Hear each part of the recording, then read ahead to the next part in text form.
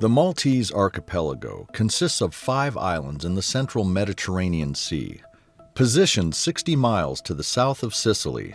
Only 3 of these islands are inhabited. Malta Island, which is the largest, along with Gozo and Camino. Malta has a long history going back at least 7,000 years, with a wide range of archaeological remains, from the megalithic temples and underground chambers of prehistory to the Baroque architecture of the medieval period. The most spectacular and enigmatic of the ancient remains on Malta are the Neolithic temples and tombs, built 1,000 years before the pyramids. And Malta has the oldest freestanding stone buildings in the world. One of the most fascinating and mysterious of these megalithic structures is known as the Hall Sophlieni Hypogeum. A hypogeum is a subterranean rock-cut chamber of an ancient building, and there are a number of these type of monuments spread across the Mediterranean, in southern France, Sicily, Sardinia, and Crete. The Hall Sophlieni Hypogeum is an underground tomb and temple complex, extending for around 5,380 square feet, and is located in the town of Paola, which is in the south of Malta Island. The site was discovered by accident in 1902 when workers digging cisterns for new houses above broke through the roof of one of the chambers. The first excavations at the site were performed by Father Emmanuel Magri of the Society of Jesus, and later continued by Dr. Tamiz Zamit, the first curator of Malta's museums department.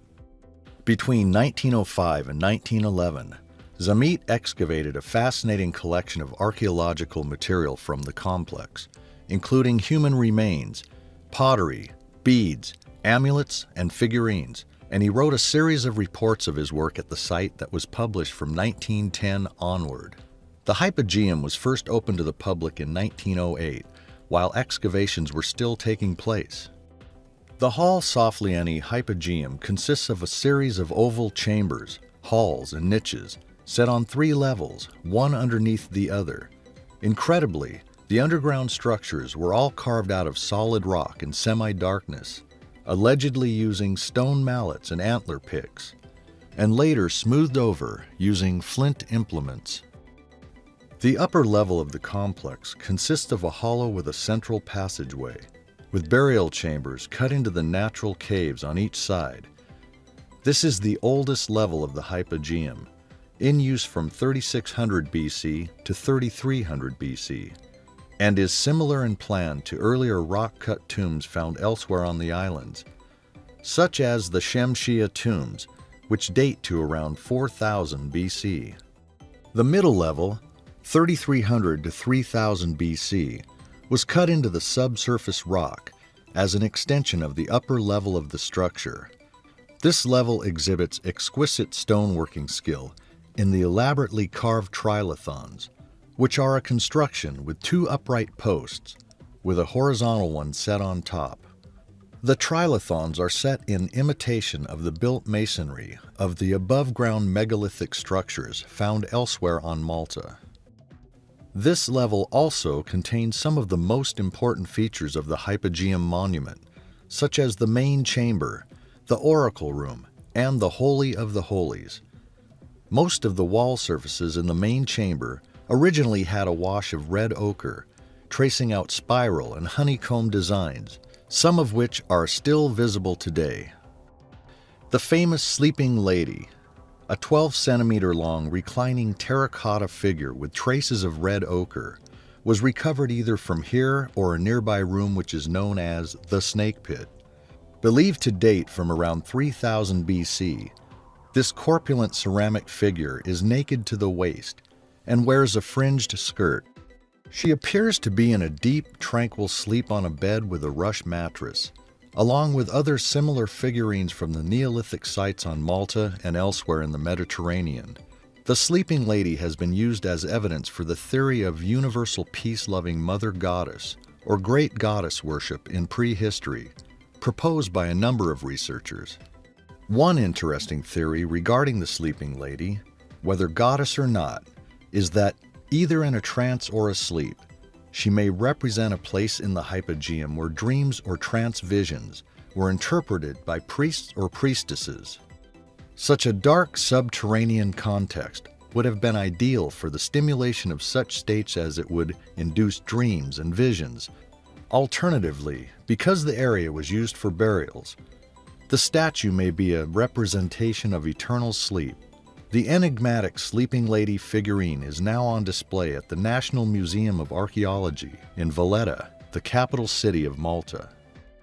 Also on the middle level, the roughly rectangular oracle room has an elaborately decorated ceiling of ochre-painted spirals and a fascinating side chamber, which has the property to amplify and echo a deep human voice.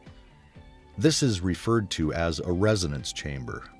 Whether this intriguing effect was intentional or not is difficult to say, though the possibility that these strange acoustics were utilized in some religious ceremonies performed in the chambers is an intriguing one.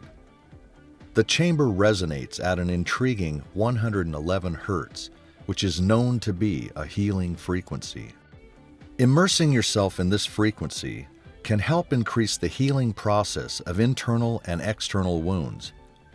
The Holy of the Holies is perhaps the most elaborately decorated room in the whole complex, with its trilithon door frame and pierced stone or porthole entrance reflecting the architecture of Maltese freestanding Neolithic monuments. The third and lowest level at the hypogeum is 35 feet below street level and has been dated to 3150 to 2500 BC. It consists of a maze of chambers, which were filled with water when discovered in the early 1900s. As there have been no finds of either bones or artifacts from this level, it has been suggested that these chambers here may have been designed as storage for water or grain. Water storage has also been put forward as the possible function of the hypogeum at Knossos on Crete, dated between 2150 and 2000 BC. The primary function of the hypogeum site was certainly as a cemetery, as around 7,000 skeletons have been found in the chambers, ranging in date from 3600 to 2500 BC. In other words, spanning the life of the site itself. This amount of human remains is significantly higher than the tombs could have housed at any one period, indicating, along with the dates of the skeletons, that the complex was used for burials over several centuries. The fact that no human remains were discovered in some rooms, such as the Holy of Holies, would suggest other functions for these parts of the site. Perhaps they were used for funerary rituals involving priests contacting the ancestors. An interesting clue to one of the original functions of the hypogeum is the resemblance of the site to natural caves. The near darkness of the original subterranean chambers and passageways is a little difficult to imagine nowadays with the brightness of the artificial lighting at the site. But originally, whoever was allowed to venture down into the depths of the hypogeum would only have had the dim light of animal fat lamps to help them through the maze of rooms, passageways, and niches. Perhaps what took place inside the hypogeum involved some kind of procession or ritual initiation through the disorienting labyrinth structure, which included passing through porthole entrances into particularly restricted shrines. Such a mysterious subterranean structure as the hypogeum is bound to generate its own legends and folklore. Indeed, there are a host of legendary tales associated with the hypogeum, from disappearing parties of school children to subterranean monsters and underground alien bases. The majority of these stories can be traced back to an article by Richard Walter in the August 1940 edition of the National Geographic magazine entitled Wanderers Awheel in Malta. This wartime piece discusses the various underground passageways on Malta being used as part of the fortifications and defense system of the island. It also states that at one time it was possible to traverse the island using these tunnels, but the government closed the entrances to these tunnels after school children and their teachers became lost in the labyrinth while on a study tour and never returned. Apparently, the parents of the children claimed they could hear cries of the children for weeks afterwards, coming from under the ground in several parts of the island. as if some strange phenomena was beckoning others to their doom. In this single article from the National Geographic lies the origin of a host of contemporary folklore about disappearances and secret tunnels underneath the hypogeum, which has been mostly built up on the internet. The problem is that the original National Geographic article cites no sources for the tale, and no contemporary accounts of the tragedy have ever been discovered. The hypogeum is not mentioned by name in the article, so we are not even sure if the alleged incident even occurred there. The story has the ring of local folklore, perhaps a tale concocted to keep children away from the dangerous tunnels. It also brings to mind the mysterious disappearance of the Australian schoolgirls in Joan Lindsay's novel, Picnic at Hanging Rock, 1967, for many years believed to be a true incident, despite the protestations of the author of the novel. Thanks to a number of stories published first in the 1960s and copied on the internet over the past decade or so, the folklore of the alleged hypogeum disappearance has taken on a life of its own. According to these stories, which conveniently don't cite any sources, 30 children vanished with their teachers while on a study tour of the hypogeum. New elements, with no foundation in fact whatsoever, were added to the archaeology of the hypogeum site itself to make the supposed disappearance more lurid. So we have 30,000 bodies discovered by archaeologists in the chambers, not 7,000. And the remains were all human sacrifices to some underworld god. In the best traditions of the modern folklore of underground archaeological sites, the tunnels underneath the hypogeum are said to stretch for hundreds of miles, all the way to the catacombs underneath Rome.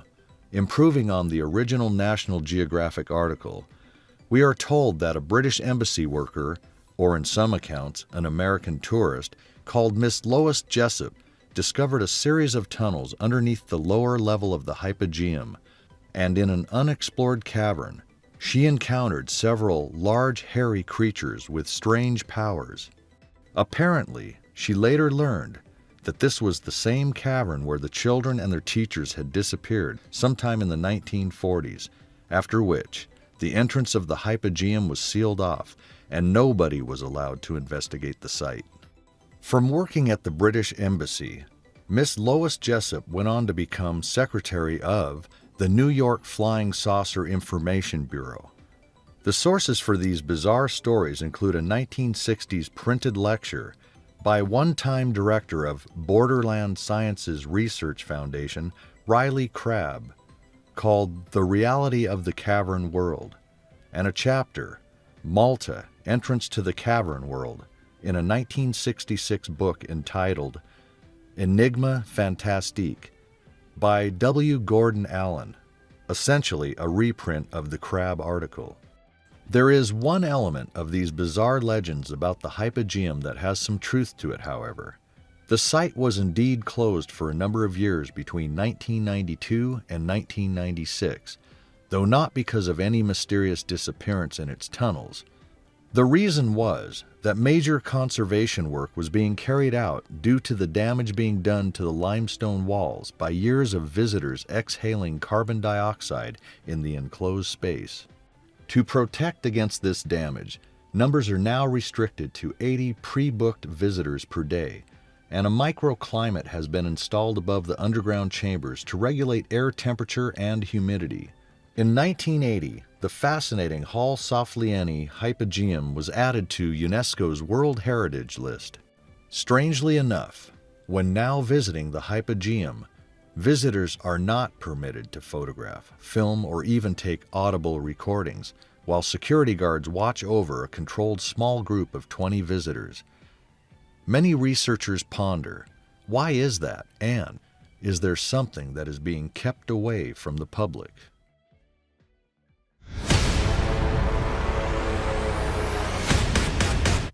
In many places of our planet, there are mysterious creations formed by human hands, such as mazes and labyrinths.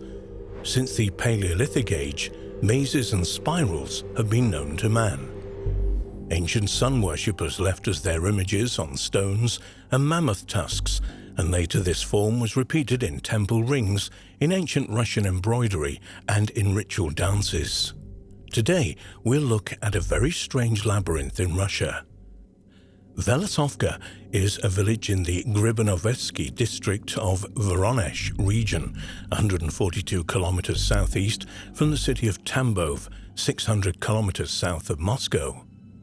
It's part of the Bolsha-Alabuska settlement and was founded in the middle of the 18th century by the presence of Ukrainian origin, settled in the area by Count Warren Soff. Velosovka is a small village, but for the local places in the area, it can be said that it is a strategically located village. If you look for information on the Velosovka labyrinth on the Russian internet sites, you'll get very sensational results.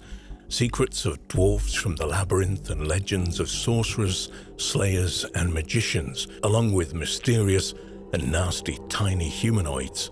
There is also a skull with evidence of trepanation of a triangular shape. Trepanation refers to an ancient surgical intervention in which a hole is drilled or scraped into the human skull. There are also stories about dangerous Soviet archaeologists waiting at the excavations and reluctant locals who warned against disturbing local mounds.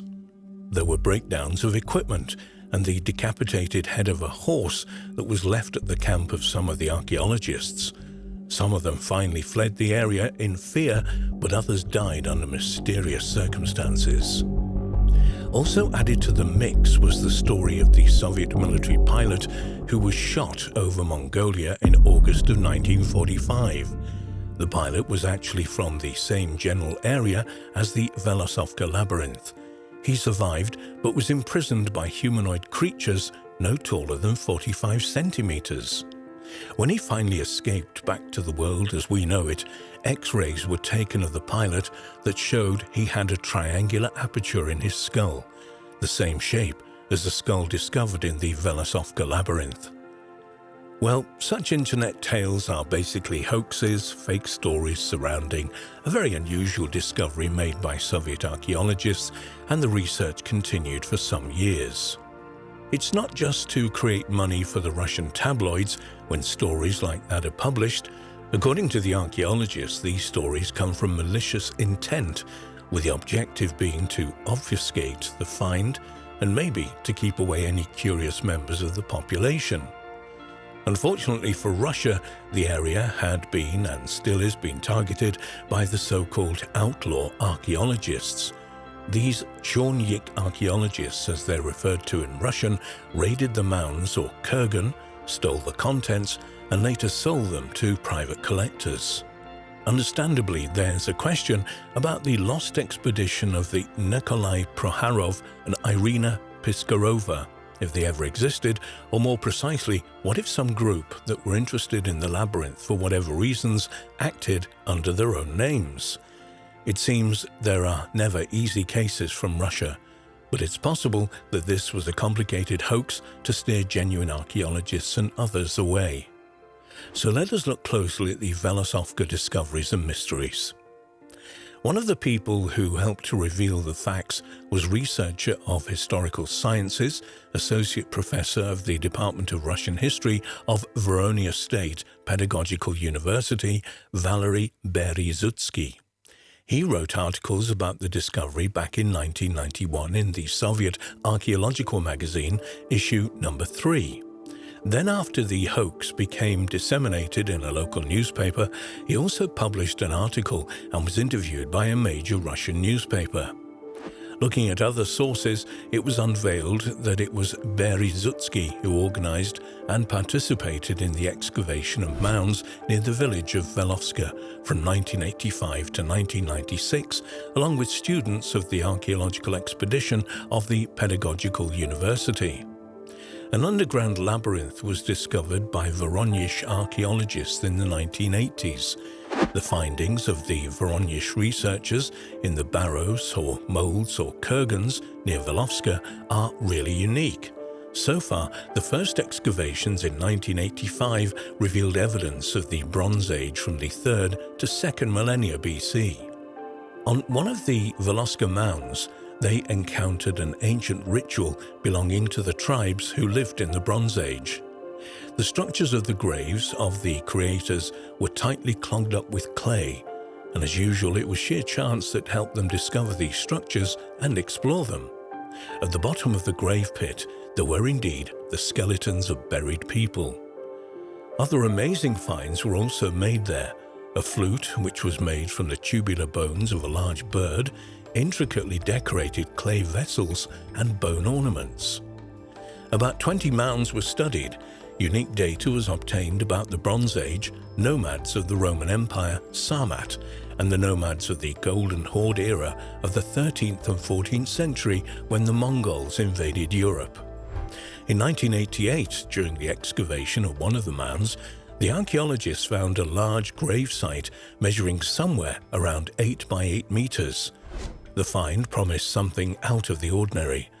In addition to the find, scattered throughout the embankment were fragments of Crimean amphoria and traces of wakes for the deceased. As a result, the remains of a complex underground structure were found.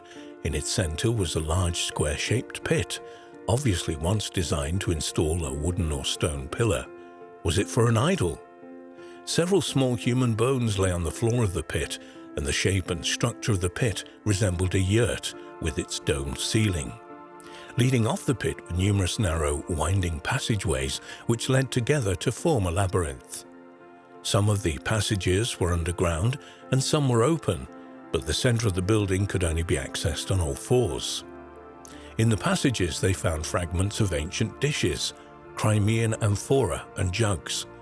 There were also sheep bones and several skulls of horses and front limbs. A yurt, or yurta for those who don't know, is a portable round tent covered with skins or felt and is used as a dwelling by several distinct nomadic groups in the steppes of Central Asia. The structure consists of an angled assembly, or latticework of wood or bamboo for walls, the ribs of a door frame, poles, rafters, and a crown wheel compression ring, possibly steam band. One of the horse skulls contained iron rods with pitchings, metal rods inserted into holes for better horse control possibly. The horse bit shanks allowed the researchers to establish the time of the creation of the labyrinth, which was from the 8th to the 9th century AD. This is the time period of the domination of the tribes of the Khazar Khaganath or Khagani. Is it possible that the Iranians, Bulgarians, Khazars themselves, or smaller nomadic Turkic groups created the mysterious structure? Or was it created by some other tribe now forgotten? The findings of the archaeologists allowed them to come to this conclusion. In the center of the labyrinth there was evidence of ceremonial actions, the ritual sacrifice of horses, sheep and human beings. After the rites were performed, the creators of the labyrinth completely covered it with earth. The labyrinth is unique. There are no similar ones in Europe or Asia. Russian archaeologist Split Nuov and Vinyikov suggested that the Velosovka labyrinth may have been the place of initiation into adult age by members of society. They possibly used the labyrinth to initiate the young men and women of the community into adulthood. Judging the findings there, the priests performed various rituals, including sacrifices, although human remnants may have been brought there for other purposes. Tangled passages, according to archaeologists, served for the ritual of initiation into the introduction of a human being to the pagan religion, a kind of trial for young men or women, if you will. The subject, who would have been in complete darkness, had to find his or way to the center of the labyrinth, where the priest would have conducted the rite of initiation. So it looks like the Velosovka labyrinth has nothing to do with dwarves or inhabitants of Atlantis, but it carries a lot of mysteries concerning the rites that were performed there. To summarize, nothing has really been excavated officially since 1996. The outlaw archaeologists had worked in the area and, of course, appropriated artifacts. They still operate in the Voronezh regional area, probably around Vlasokatul, looking for more mounds.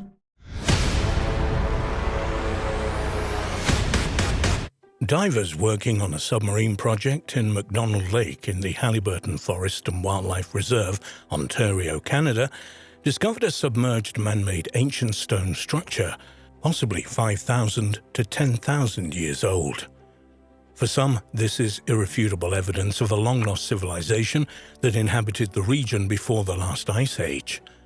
One or two researchers have linked the discovery to Canada's Stonehenge, a huge 5,000-year-old stone wheel discovered south of Alberta. Who were the people who constructed these mysterious monuments, and what do they represent? The Halliburton Forest and Wildlife Reserve Limited is a privately owned forest comprising 120 square miles in Halliburton County, Ontario, Canada. The owner and manager of the 25,000-hectare Halliburton Forest is Dr. Peter Schliffenbaum, who inherited it from his father. Recently, various sources on the net carried a story about a submarine survey of McDonald Lake, a popular tourist attraction which apparently took place in 2008. According to the story, during the survey, divers encountered an ancient stone structure which was thought to be proof of the presence of a mysterious ancient culture in the area, life from central Ontario ancestors. Staff at the Halliburton Forest and Wildlife Reserve would often see this unusual stone structure balanced on the top of a rock ledge at a depth of about 40 feet below the present lake level, whilst in the tour submarine, which was in existence for a few years at the site. The structure consists of a 1,000-pound elongated, south-pointing rock sitting on a baseball-sized stone at each side, which in turn rested on a massive slab. Initially, the structure was considered a complex version of a glacial erratic, rocks carried by glaciers thousands of years ago and left where they happened to melt at the end of one of the recent ice ages. However, when various geologists and archaeologists examined images on the subject, some expressed doubts about its natural origin. Their main objection was that the structure has straight edges rather than rounded, which would normally characterize rocks scoured by glaciers. One alternative was that the mysterious structure was man-made, but the problem was, how could that be established?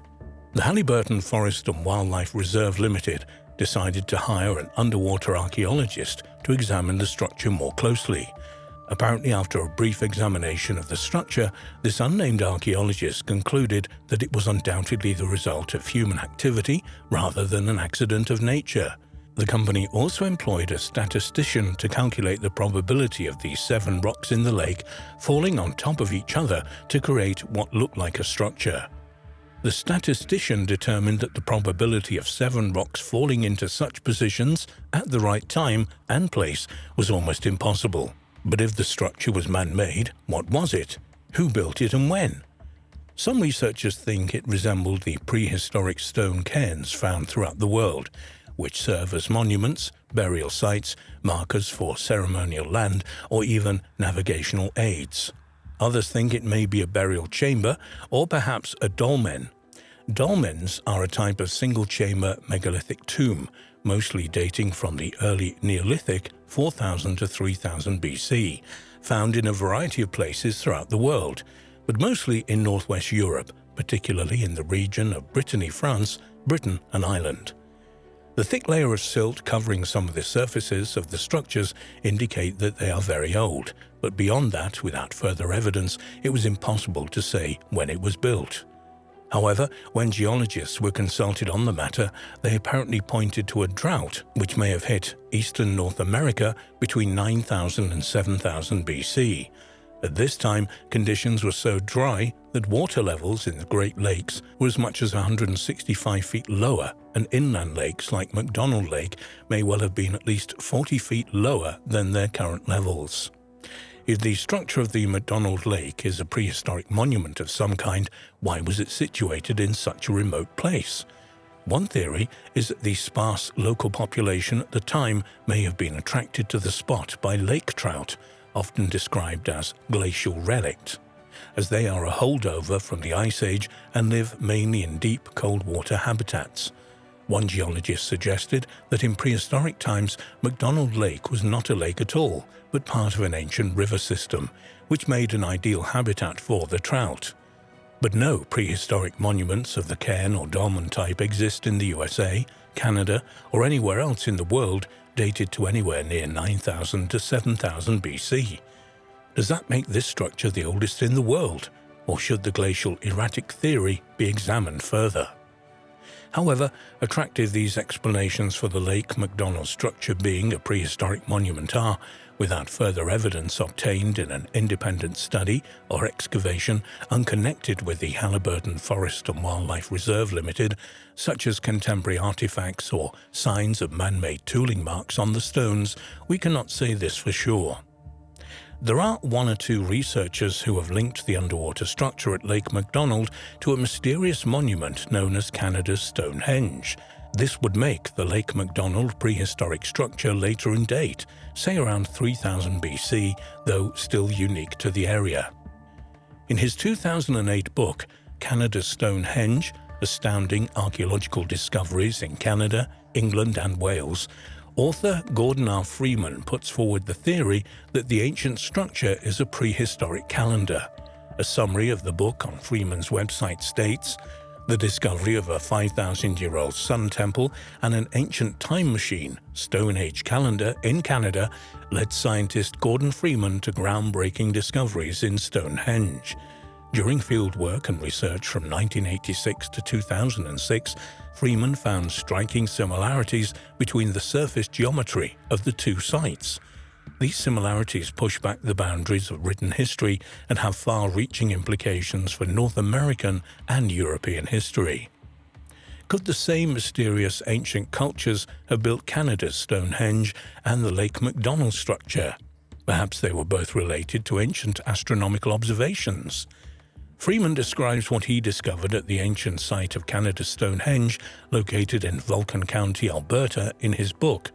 "I had found an amazingly accurate year-round calendar in this sun temple, marked with rock lines pointing to sunrises and sets at critical dates.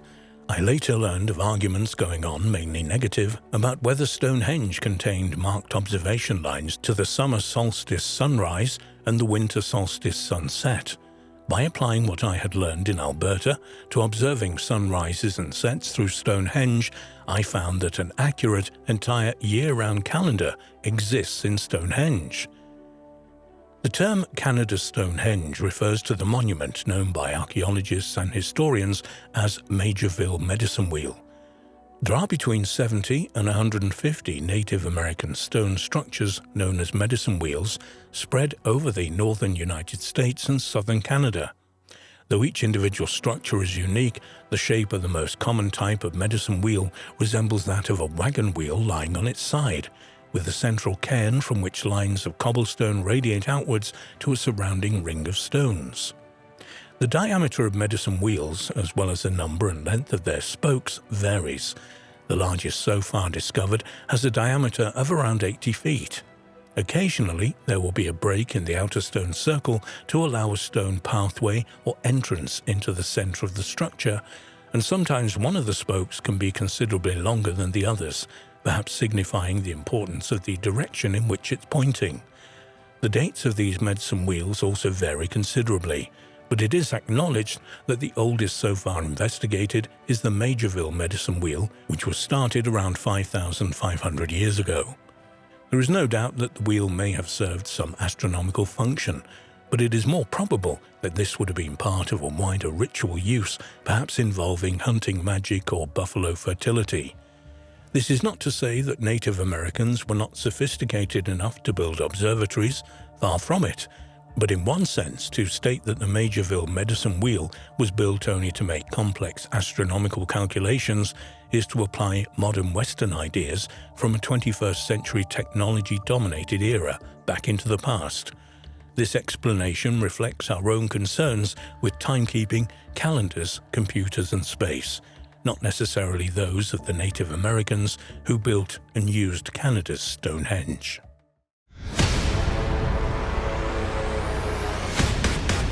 Is it really possible that a stargate or portal was discovered in a cave that goes back to the legends of ancient Greece?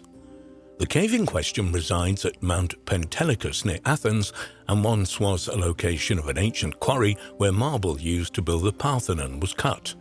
It has also been long associated with bizarre happenings, strange goings-on, which have continued right into the modern era. The cave itself is largely hidden by pine forests, and from the outside at least, looks rather ordinary and mundane. However, once inside the 200-foot-long entrance, it begins to open out into a complex tunnel network leading to underground water supplies and various rooms and chambers. One of these tunnels, at least according to legend, will also lead you straight to hell. It is perhaps these legends of the fiery underworld that has led to the many reports of all manner of paranormal activity in the region, including sightings of dark, shadow-like manifestations, strange voices, and even the appearance of UFOs overhead. To say it's a fascinating and unsettling place in equal measure would be a huge understatement. At the entrance of the cave itself, thought to have been added sometime in the 1200s, is a small church. It's believed that the church was built by a Gnostic sect of Christians, not least as there are some very intriguing and out-of-place carvings inside this small church. Back in ancient Greece, it was a site dedicated to the nature god Pan, and there have been several depictions and carvings on the walls of the cave to attest to this. Indeed, intrigue and mystery permeate every stretch of this rocky subterranean network. Over the course of the 19th and 20th centuries, the caves began to build up a reputation for being a hub of paranormal activity. Many of those with an interest in otherworldly phenomena would venture into the cave systems and often claim to hear music coming from somewhere in the distance. Others would claim to have heard strange voices that would come from nowhere. As the technological age unfolded, many who ventured down with cameras and even flashlights would find their devices would falter when required. Perhaps one of the most intriguing and suspicious events of modern times occurred in 1977, when a mysterious group arrived and promptly put the cave off limits to all but their secretive team. Barbed wire was put in place, and guards were permanently stationed at the entrance. Shortly after, heavy-duty machinery and explosives were seen being taken into the cave. This group would never identify who they worked for, and rumors began to swirl around the local area that a multi-nation project was underway involving the Greek military, the United States, and several NATO countries. What's more, many of these rumors suggested that an ancient stargate or portal had been discovered deep in the cave system, one that dated back to the times of ancient Greece and possibly before that. Anyone who approached the cave was barred from entering and unceremoniously walked away. However, over the years, what had once been intense security appeared to be loosened somewhat, and when it was, adventure seekers and investigators began to find ways into the cave systems. And when they did, they would report back on what they saw. And it is some of these encounters that are the most intriguing. One particularly thought-provoking incident that occurred during this time involved a couple who were hiking in the woods that led to the cave. As they neared the entrance, they noticed a strange car on a ledge just overhead. However, despite how long they examined this bizarre scene, they couldn't imagine just how the car had got there in the first place. It should, given the terrain surrounding, have been impossible. They hiked the same route multiple times over the next few days, noticing the same car each time they walked past that particular part of the trail. Eventually, overcome with curiosity, the pair ventured up to the entrance to examine the mysterious vehicle a little more closely. To their surprise, the car appeared to be in pristine, undamaged condition, as if it had been taken straight out of the showroom. There were certainly no blemishes or even dirt marks to suggest it had been driven to where it now rested. As the husband peered inside for a closer look, his wife noticed something in the bushes nearby. A moment later, she let out a terrified scream. Her husband turned around but saw nothing out of the ordinary, although he did see the bushes moving, as if something was scurrying off into them. She eventually told him that she had seen a bizarre, white, oval-shaped creature that had two huge glowing eyes looking at her from out of the bushes. In the days that followed, the husband had his own bizarre encounter when he witnessed an ominous, black disc-shaped craft. The experience left him terrified beyond belief for reasons he couldn't explain. Whatever they witnessed at the cave system, or whatever they took with them, remains unknown. Then in 1983, with no explanation given, the entire military-style operation was suddenly stopped. The personnel withdrew from the area and promptly disappeared. Perhaps even stranger, particularly for such an apparent secret operation, the unit left much of their equipment behind. When people entered the cave, they were met with several ruined and crumbled tunnels, as well as the construction of several concrete bunkers, some of which appeared to have been abandoned halfway through building. A suggestion was put forward that some kind of nuclear bunker had been under construction, but that the project had seemingly been abandoned. None of it made any sense. Why had they taken such a sudden interest, and why had they seemingly been allowed to overtake the cave systems so exclusively? And perhaps most intriguing of all, why had they abandoned the project at what happened to be a moment's notice? Are there otherworldly entities or gateways to other worlds in the Penteli Cave? The answer could be yes, only not in the way many of us might think.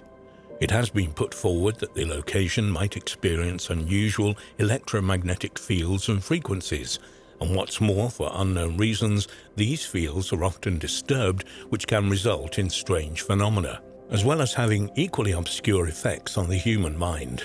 Some researchers have postulated whether disturbances in electromagnetic fields may result in the opening of portals to other worlds, which may be the reason why such locations often experience high numbers of UFO sightings and other paranormal phenomena. It's also interesting to note that cameras and other electrical devices will often fail to work in such environments.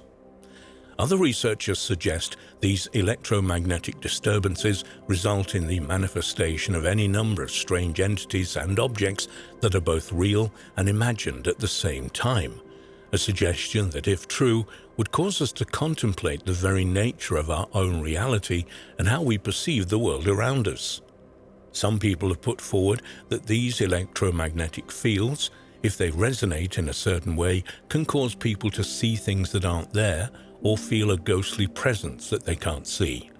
Taken a stage further, the combination of this electromagnetic energy, combined with the potential power of the subconscious brain, could, quite literally, imagine something to life, if only temporarily and very briefly.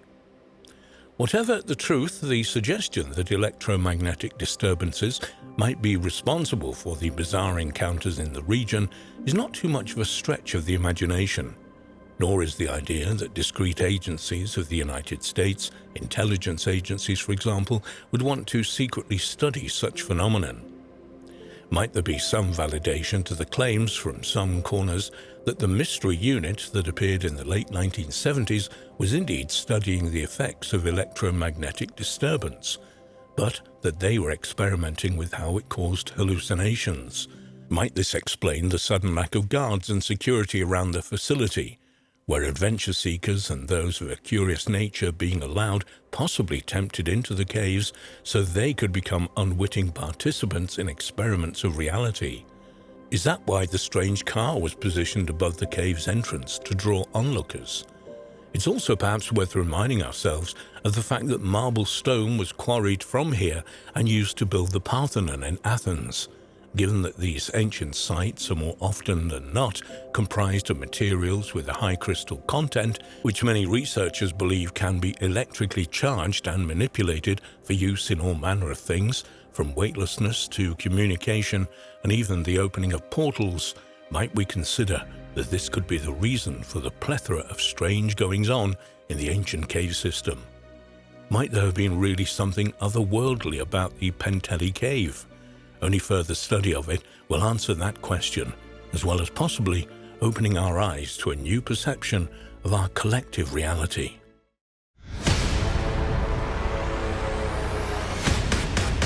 According to the legends of the ancient world, and even those of our contemporary era, gateways to hell can be found all over the planet.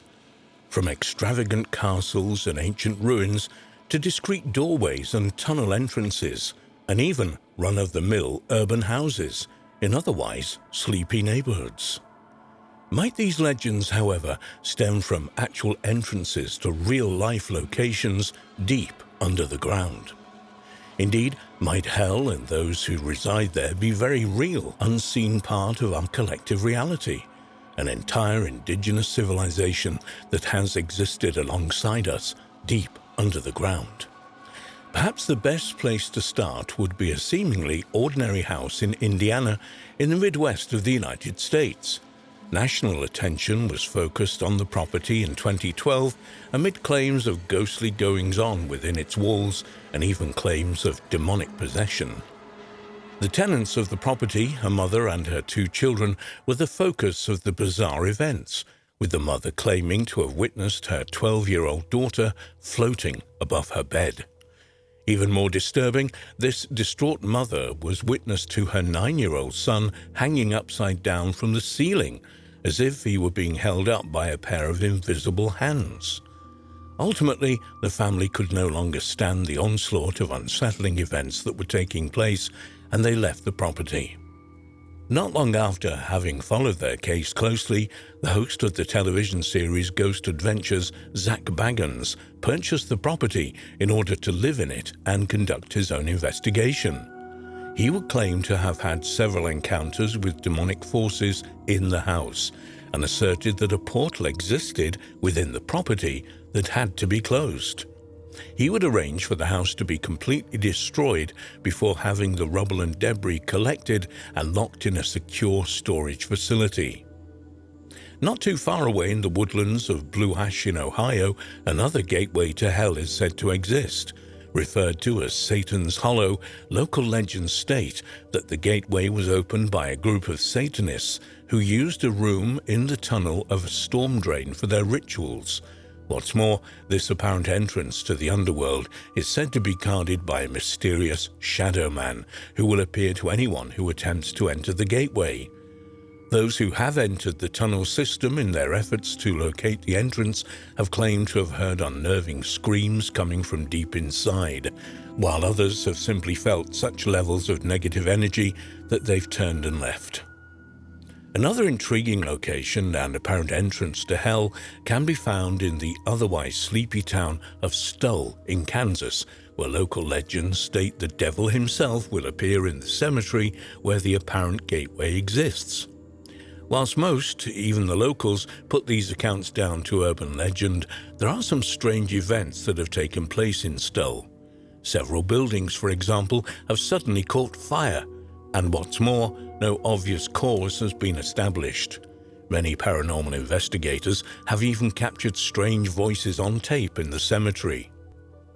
If you venture behind the Black Prince Distillery in Clifton, New Jersey, and enter into the drain network, you'll soon find yourself surrounded by satanic symbols, words, and occult-like graffiti. You might also come across the rotting remains of corpses, said to be the victims of one ritual sacrifice or another. Adding an even darker feel to this already morose location is the fact that the tunnels circle around each other several times, said to be like the 7 circles of hell. Local legend states that there is a central room or chamber at the end of these tunnels that is sealed off by a pair of huge axes. Should a person be able to move, they will be granted entry into what is presumed to be the chamber of the devil himself. A short distance away in the appropriately titled Hellam in Pennsylvania are the alleged 7 gates of hell, which reside in the woodlands just off Trout Run Road. According to legends local to the area, an insane asylum once stood on the land that was surrounded by 7 gates to keep patients inside the grounds. However, when a fire broke out at the facility, these gates only served to trap the patients and ensure a painful, fiery death. Legends further state that only one of these gates is ever visible in the daylight. However, should you pass it at night, you'll soon find yourself in front of another, and then another until you pass through the seventh gate and ultimately into hell. Without a doubt, one of the most intriguing, if unsettling, locations said to offer an entrance to the underworld is Huska Castle, which sits around 50 miles north of Prague in the Czech Republic. The castle, which is said to have been built directly over a bottomless pit that leads to hell, was constructed in the mid-13th century between 1253 and 1278. What's more, at least according to local legend, it was built for one reason, and one reason only: to keep the evil spirits of hell within the confines of its walls. This is perhaps backed up by the fact that all of the windows on the castle are fake and have simply been placed over the top of the thick stone walls. Directly over the alleged gateway to hell inside the castle is a small chapel. Only adding to the already macabre feel, it is claimed that local prisoners who had been sentenced to death were given the opportunity to have their sentences quashed if they agreed to help construct the castle. Part of their duties, however, was to be lowered into the apparently bottomless hole as far as possible and for them to report back what they had seen. Legend states that when the first of these men was lowered into the dark pit, he saw something so terrifying that he let out a scream, unlike anything anyone present had ever heard. Even more harrowing, when he was finally hoisted back up to the surface, he had the appearance of an old man, and his hair had turned completely white. Just what might reside underneath this centuries-old castle is open to debate. Some people believe there is some kind of portal below the small chapel, while others speculate the pit leads not to hell, at least as we would understand it, but to the underworld that is possibly inhabited by an indigenous civilization that is unknown to us. There are also many locations from the ancient world that have long been considered gateways to hell. The Acheron River, for example, which is a real location in the northwest part of Greece, also features heavily in ancient Greek legend and mythology as an entrance to the underworld, and is mentioned in such epics as Virgil's the Aeneid, Dante's Inferno, and Homer's Odyssey. Another apparent entrance to hell, according to the ancient Greek legends, is the Cape Mountain Caves in the south of the country, which was said to be an entrance to the underworld that would allow those who enter there the chance to avoid the ferryman, Charon. What is further interesting about this location is the fact that a temple for the god Poseidon, the brother of Hades, the god of the underworld, can be found here. In the ancient city of Hierapolis, in what is modern-day Pamukkale in Turkey, another intriguing ancient location with a potential gateway to the underworld can be found. In the writings of ancient Greek philosopher Strabo, they stated that the opening to the temple was of sufficient size to admit a man to a great depth. He would continue that once inside the entrance, the space is filled with a cloudy and dark vapor that was so dense it was impossible to see the floor. Even more concerning, any animals that entered the temple would die instantly. The ruins themselves match descriptions of what is called Pluto's Gate in ancient Greek mythology, which was a gateway to the underworld. What is further interesting about the descriptions of this location was a discovery made in 2013 by archaeologists of toxic gases that appeared to be leaking from the doorway of the temple. Much like in the writings of Strabo thousands of years earlier, they would notice how birds that flew particularly close to the temple doorway would simply drop to the ground dead. Perhaps the fact that these locations can be found in such legends should alert us to the fact that these legends might have more truth to them than many of us might think. Are these many entrances to hell real? But do they in fact lead to an underground network of caves and caverns that make up an inner earth, as opposed to the fiery lair of the devil? Might they be inhabited by an indigenous species that withdrew and went underground thousands, perhaps millions of years ago? Perhaps these same entities were responsible for creating these legends in the first place, so as to deter people from entering these out-of-the-way locations deep under the ground. If there is any truth to these claims, then just who might this subterranean civilization be, and why might they have gone underground in the first place.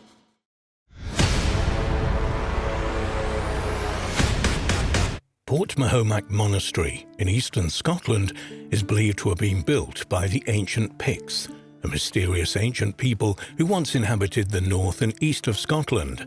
Recent research has revealed that the construction of this monastery appears to reflect the golden ratio or divine proportion, as it became known during the Renaissance hundreds of years later. This formula was originally identified by the ancient Greeks, but academics are struggling to understand how a relatively isolated tribe in northwest Europe discovered this supposedly secret architectural formula. Who were the Picts? The ancient Picts were a mysterious and enigmatic race about who little is known for certain. By the time the Old Norse or Viking sagas were being compiled in the 13th century, the memory of the Picts as real people had almost vanished completely, and they had become a semi-mythical race of fairies. Indeed, in popular tradition, perhaps because of the low-roofed or underground structures they built, they were supposed to be small, who were confused with fairies, gnomes, brownies, and similar supernatural creatures. Much of the uncertainty surrounding the Picts is due to the fact that they left no written records. The name Pict may come from the Latin picti, which means painted, and may refer to their custom of body painting or possible even tattooing. Alternatively, they may have referred to them as Pect, the word for ancestors. One theory for their origins comes from the historian Bede, writing in 731, who said that the Picts had come from mainland Europe, possibly Scandinavia, to Northern Ireland to ask for land, but the Irish had refused and sent them on to Scotland. At the time of the Roman invasion of Britain in the 1st century AD, Scotland was inhabited by a number of different Celtic tribes, including the people who would later become known as the Picts. From the accounts of Britain written by ancient classical Greek and Roman authors, it appears that by the 3rd century AD, the predominant peoples of northern Scotland were all known as the Picts. The earliest surviving mention of the Picts dates from AD 297. In a poem in praise of the Roman Emperor Constantius Chlorus, the orator Eumenius mentioned the semi-naked Pict and Hiberni, Irish, as enemies of Rome. Indeed, the Picts' war with the Romans during the occupation was almost continual. It was a war which they ultimately won, as Scotland never fell to the armies of Rome despite numerous attempts to invade. The Pictish nation seems to have comprised of several federations, each with its own leader or king, and by the 7th century there was a united Pictland, which was already partly Christianized. In 843, Kenneth MacAlpin, king of the Scots, also became king of the Picts, united their two lands in a new kingdom of Alba, which eventually evolved into Scotland. After 900 AD, no further mention is made of the Picts. No one is sure what happened to them, why they suddenly vanished from history. However, many researchers believe that they may have merged with the southern Scots and the two cultures became one from then onwards. This unification of the two cultures was also influenced by the danger posed by the Vikings, whose raids along Scotland's northeastern coast were becoming more frequent. The Golden Ratio. The Golden Ratio, symbolized by the Greek letter phi, is a special number approximately equal to 1.618, which appears often in geometry, art, architecture, and other areas. The Golden Ratio is found when a line segment is cut into two pieces of different lengths, so that the ratio of the whole segment to that of the longer segment is equal to the ratio of the longer segment to the shorter segment. In the hugely influential ancient mathematics textbooks, Elements, written by Euclid of Alexandria around 300 BC, the definition reads, "A straight line is said to have been cut in extreme and mean ratio, when, as the whole line is to the greater segment, so is the greater to the lesser." The Golden Ratio is also known as the Golden Section, Golden Mean, or Divine Proportion. While it has always existed, it's not known exactly when it was first discovered and used practically. Researchers believe that it has probably been discovered and rediscovered on numerous occasions throughout history, which may explain why there are several names to describe it. It has been conjectured that the ancient Egyptians may also have used both pi and phi in the design of the Great Pyramids. The classical Greeks are also thought to have based the design of the Parthenon on this proportion, though there is some debate about this. Many researchers claim that if a rectangle is drawn around the face of Leonardo da Vinci's Mona Lisa, the ratio of the height to width of that rectangle is equal to the golden ratio.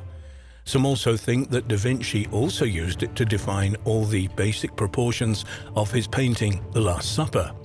Although there is no proof to show da Vinci consciously used the golden ratio in his work, it is known that he was a close personal friend of Luca Pacioli, who published a 3-volume discourse on the golden ratio in 1509 entitled Divine Proportions. Indeed, da Vinci was responsible for the illustrations used in this work. It's certainly possible that not only da Vinci, but other Renaissance artists used the golden mean in their paintings and sculptures to achieve balance and beauty. But what does all this talk of divine proportions have to do with an ancient Scottish tribe described by the Romans as primitive and half-savage?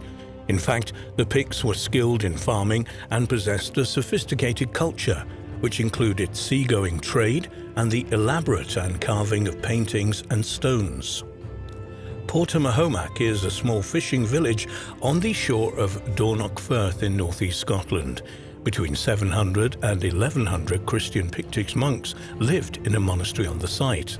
The Pictish monastery was one of the most important archaeological finds for decades when it was discovered in the mid-90s, and ongoing work on material excavated there is still revealing fascinating information about its inhabitants and the monastery itself.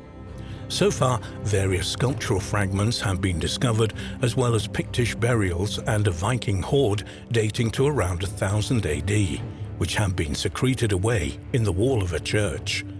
There are also traces of burning in parts of the site, evidence that Viking raiders attacked the community at some point, according to experts. But it's the dimensions of one particular structure, known as the Smith's Hall, within the monastery complex that has attracted the most discussion. According to experts, this horseshoe-shaped building was constructed with an incredible symmetry that went way beyond what was necessary for such a building. When investigated further, the ratios of lengths of different walls and bays inside the window were incredibly found to conform to the principle of the golden ratio. Jean Gowans, former chairman of the Archaeological Heritage Society of Scotland, confessed her astonishment to learn that the Picts had been using the golden section. It's really absolutely fascinating. It's mind-blowing stuff. This is staggering to hear, but I'm not totally surprised. I think they were pretty sophisticated. When you think of all the Pictish stones and the wonderful carvings that they made, a lot more sophisticated than perhaps they are given credit for in public perception. But how did the Picts obtain such archaeological prowess and mathematical knowledge? Martin Carver, a professor of archaeology at York University in the UK, who has worked on the site since the mid-1990s, said, "The most important stone piece at the site has a Latin inscription. That's as common as muck in the Mediterranean, but extremely rare in Scotland. It says, 'This is the cross of Christ in memory of Rio,' and the rest is broken away. Unfortunately, the key bit, the name of the person, is missing. It means there's someone around there who knows how to write in the 8th century. That itself is a revelation." This indicates that at least some of the monks at the site had an extremely sophisticated education for the time, but this alone would not be enough to account for the use of the golden ratio at the monastery. He says, "The Picts have always been an attractive lost people. They are one of the most interesting lost peoples of Europe. The big question is what happened to them, and did they ever really make a kingdom of their own? They were the most extraordinary artists. They could draw a wolf, a salmon, an eagle on a piece of stone with a single line and produce a beautiful naturalistic drawing. Nothing as good as this is found between Portamahomac and Rome. Even the Anglo-Saxons didn't do stone carving as well as the Picts did. Not until the post-Renaissance were people able to get across the character of animals just like that."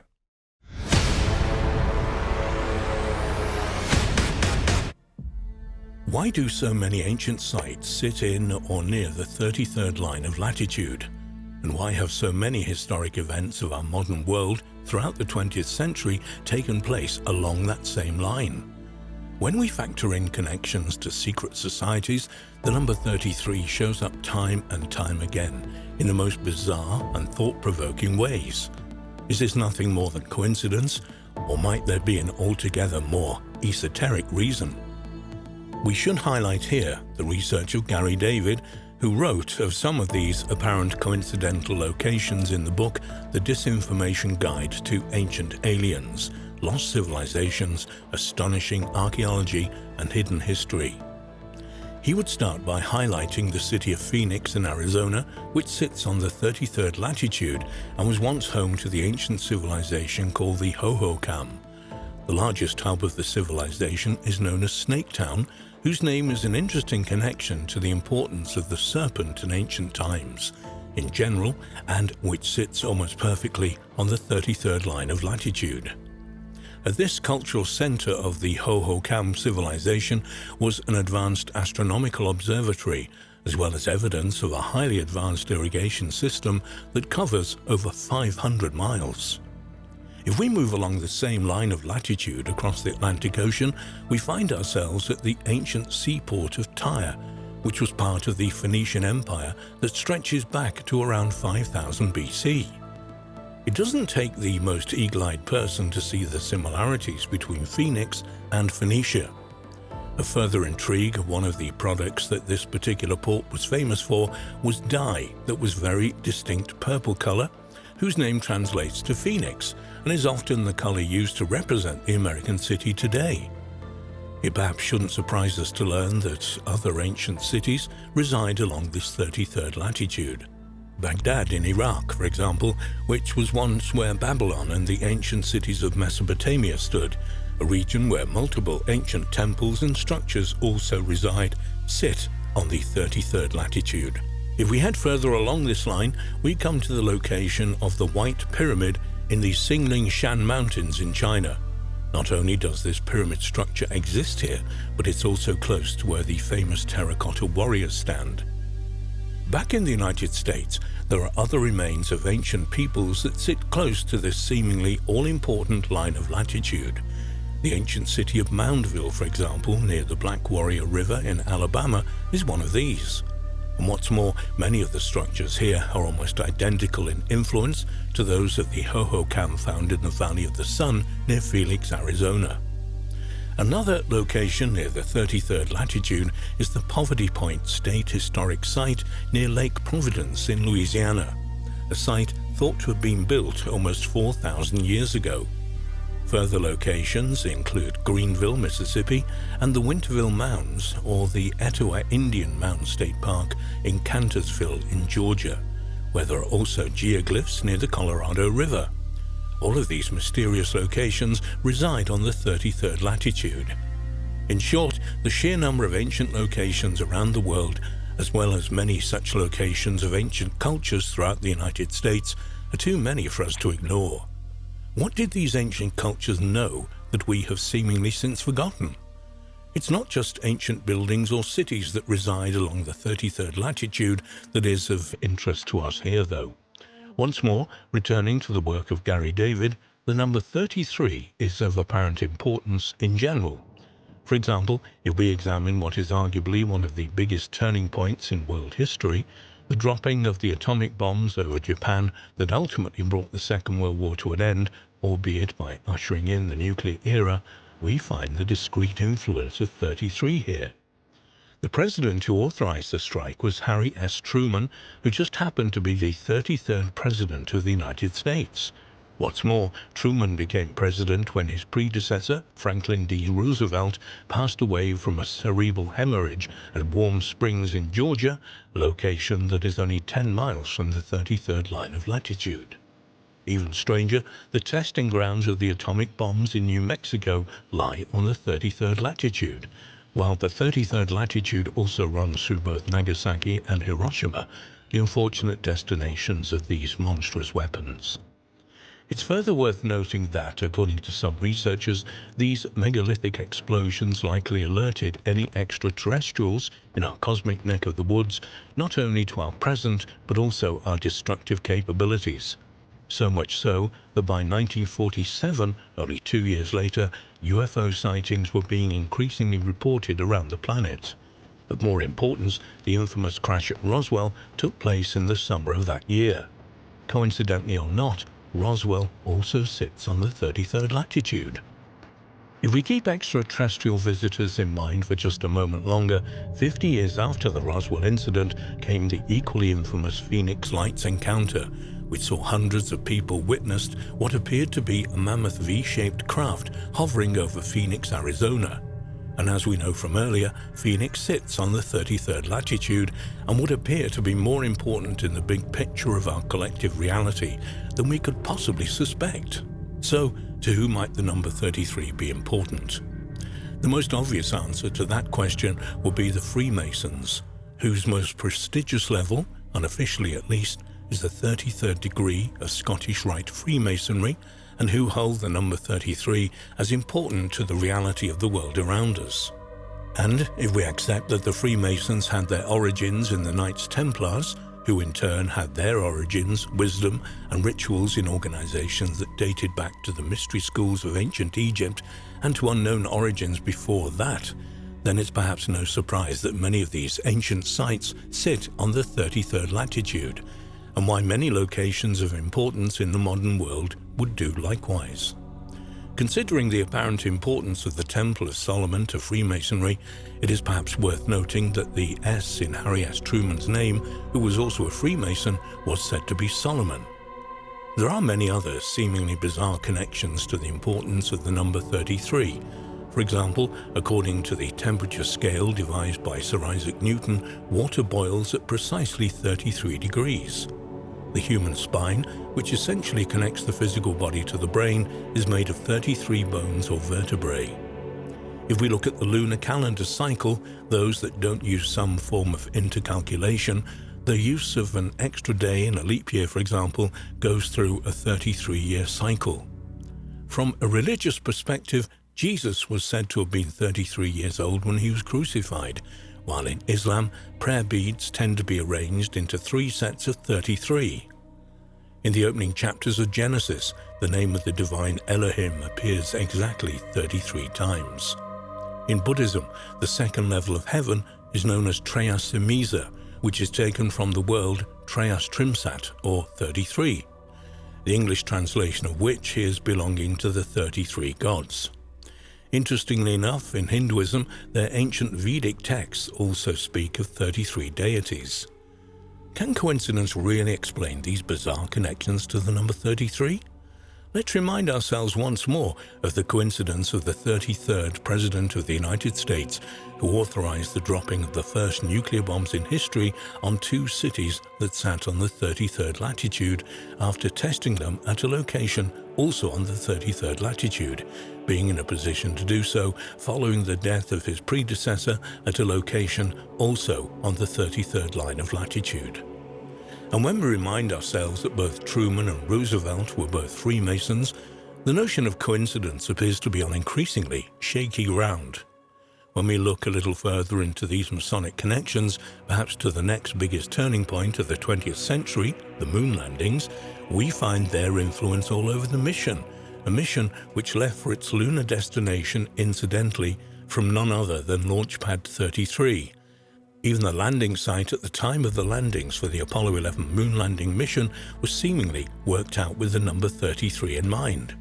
According to the records, exactly 33 minutes after Apollo 11 touched down on the lunar surface, the 3 stars of Orion's belt would be perfectly aligned with the moon's horizon.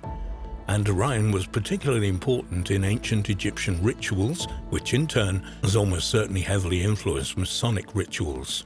While many, if not most people, would dismiss these apparent connections to 33, be it in symbolic form or at locations along the 33rd line of latitude, as nothing more than people finding meaning where there isn't any, it would perhaps be to our collective detriment to dismiss them as coincidence so unreservedly and without investigation.